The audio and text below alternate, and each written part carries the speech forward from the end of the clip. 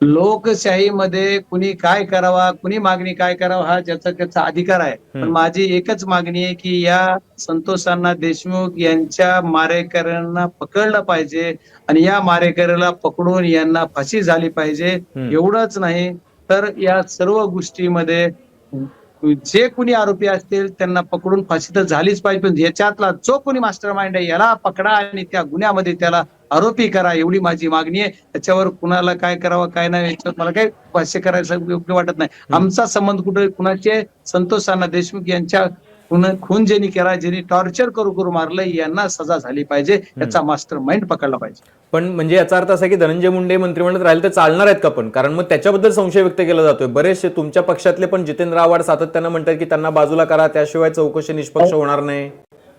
अहो मी आपल्याशी काय सांगितलं की ज्याचा त्याचा अधिकार आहे, पण मूळ मुद्दा आम्हाला दुसरीकडे न्यायचा नाहीये. हम्म. आमची मूळ मुद्दा काय आहे तर संतोष देशमुख यांची हत्या झाली आणि हत्याचे जे मारेकरी आहेत या मारेकऱ्यांना फाशी झाली पाहिजे. हम्म. याच्यापासून आम्हाला बाजूला जायचं नाहीये. त्याच्यामुळे या मारेकऱ्यांना फाशी झालीच पाहिजे. त्याचा मास्टर माइंड याच्यात ऍड झाला पाहिजे. हा मूळ मुद्दा आहे. त्याच्यात काय केलं पाहिजे काय नाही हा प्रशासनाचा भाग आहे. ज्याची त्याने हस्तक्षेप करावा का नाही करावा.